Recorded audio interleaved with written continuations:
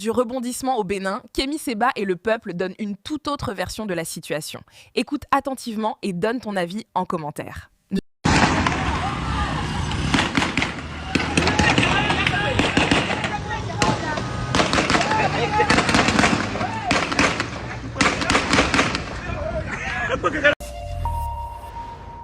Vous êtes sur France 24 et vous avez raison. Bienvenue dans votre journal de l'Afrique. À la une ce soir, la situation est sous contrôle au Bénin d'après le président Talon qui a échappé à une tentative de coup d'État ce dimanche. Un groupuscule de militaires avait annoncé la destitution du président dans la matinée.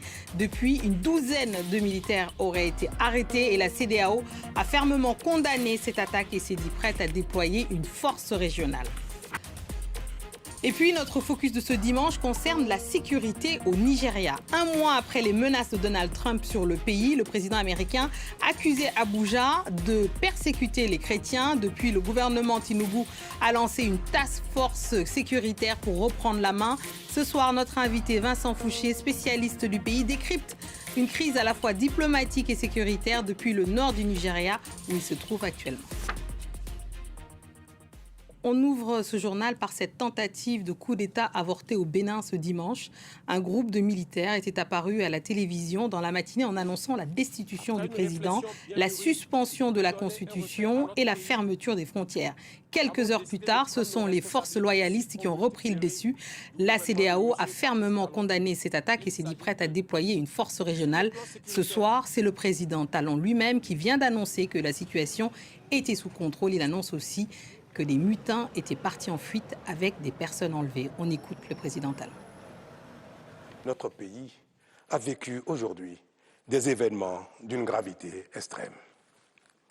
En effet, un groupuscule de soldats, sous prétexte de revendications fallacieuses, a entrepris une mutinerie à l'effet de s'attaquer aux institutions de la République et de déstabiliser notre nation en remettant ainsi en cause l'ordre démocratique. J'ai donc, en coordination avec le commandement des forces de défense et de sécurité, engagé les actions nécessaires au maintien de la paix. Enfin, je voudrais vous rassurer que la situation est totalement sous contrôle et vous inviter, par conséquent, à vaquer sereinement à vos occupations dès ce soir même. Et je vous propose à présent le retour sur le déroulé de la journée de cette tentative de coup d'État avorté avec Clémence Valère. Une journée confuse au Bénin et une prise de parole du ministre de l'Intérieur pour rassurer la population. Un groupuscule de soldats a engagé une mutinerie dans le but de déstabiliser l'État et ses institutions. Les forces armées béninoises et leur hiérarchie, fidèles à leur serment, sont restées républicaines. Un peu plus tôt, dans la matinée, un groupe de 8 militaires armés ont pris le contrôle de la télévision nationale, annonçant prendre le pouvoir, ainsi que la création d'un comité militaire pour la refondation.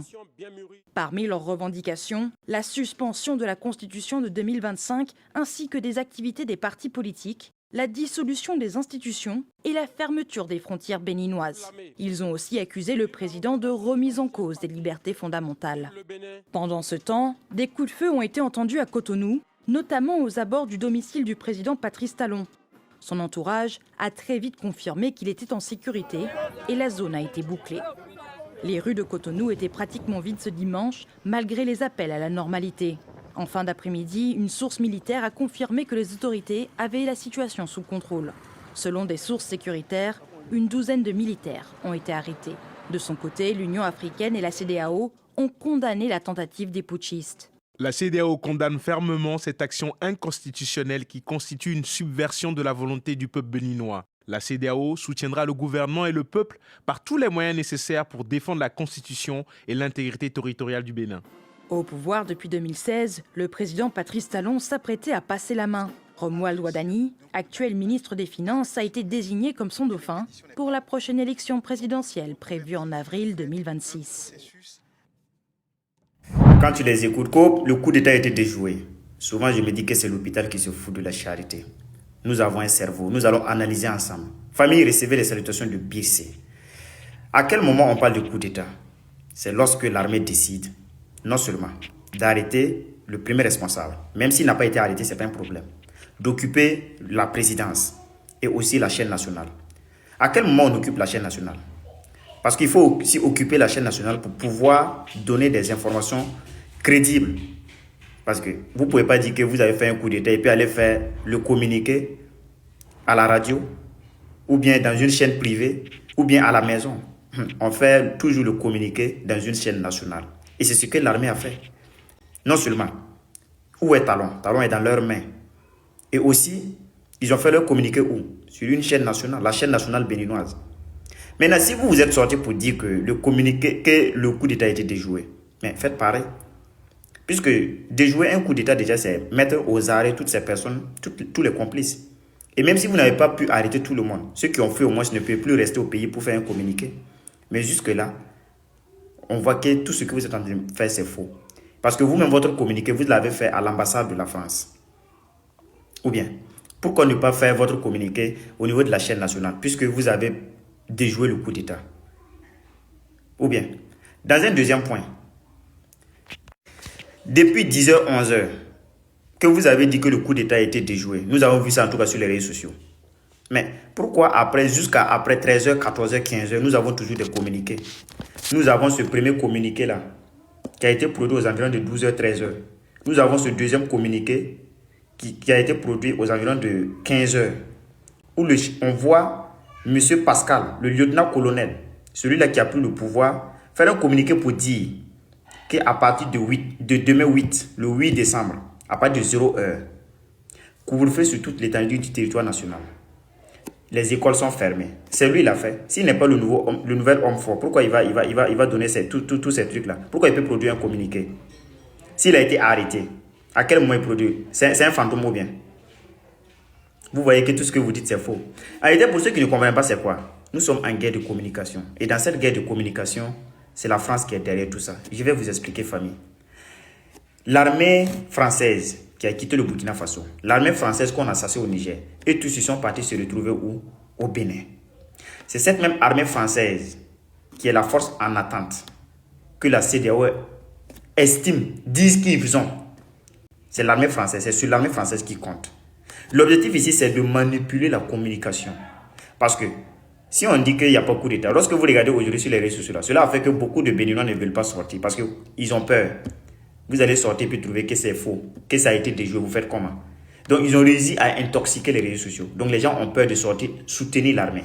Ça c'est un premier point qu'ils ont déjà eu. Le deuxième point c'est avoir du temps. Soit collaborer avec ceux qui ont pris le pouvoir et puis abandonner Patrice Talon. Soit faire la force à ceux qui ont pris le pouvoir, récupérer et remettre à Patrice Talon. Et comment faire cette force? Parce qu'ils savent qu'ils ne peuvent pas forcément attaquer directement. Ils ne peuvent pas directement attaquer ceux qui ont fait le coup d'État. Il faut diviser ces personnes-là. Si ces personnes se sentent affaiblies, forcément il y aura des tensions entre eux. Ils vont se diviser. Là, ils seront faibles. Et l'armée française va entrer en action. Non seulement les déstabiliser, récupérer Talon et réinstaller.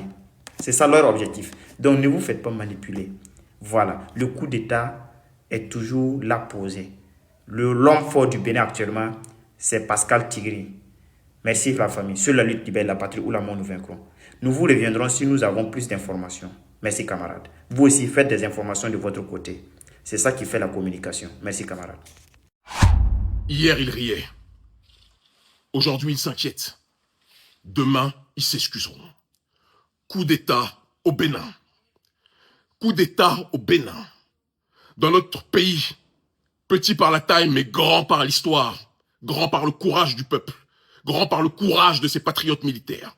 Grand par le courage de ceux qui ont résisté, sans jamais rien laisser au clan de prédateurs économiques de notre président Patrice. Aujourd'hui est le jour de la libération. Notre peuple a été humilié, brimé, ostracisé, économiquement parlant, discriminé et étouffé. Pendant qu'une minorité vivait la vie de Beverly Hills et de Los Angeles au Sofitel. Pendant qu'une minorité vivait la vie du Bénin qu'ils appelaient révélée, mais révélée pour les riches. Pendant que les pauvres, eux, étaient étouffés. Pendant que tous ceux et toutes celles qui ne partageaient pas la ligne du clan tyrannique au pouvoir étaient soit mis en prison ou poussés comme nous autres à l'exil. Le Bénin est libérés. Des militaires patriotes, dignes, courageux, en adéquation avec la voie de souveraineté populaire, ont pris en adéquation avec la voix de ceux et celles qui se lèvent chaque jour pour cette dignité, ont pris leurs responsabilités. Et c'est le début de la lecture de l'heure. Le Bénin libre ou la mort, nous vous le disions, le clan Talon riait. Le Bénin libre ou la mort, nous vous le disions, les tyrans riaient. L'heure, aujourd'hui, est en train d'être lue. À très vite. Le Bénin libre ou la mort, nous vaincrons Mao Klo. Nous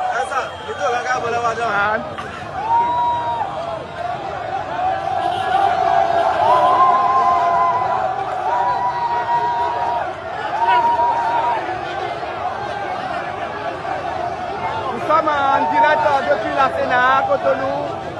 Nous saluons toute la population de la 20e circonscription électorale.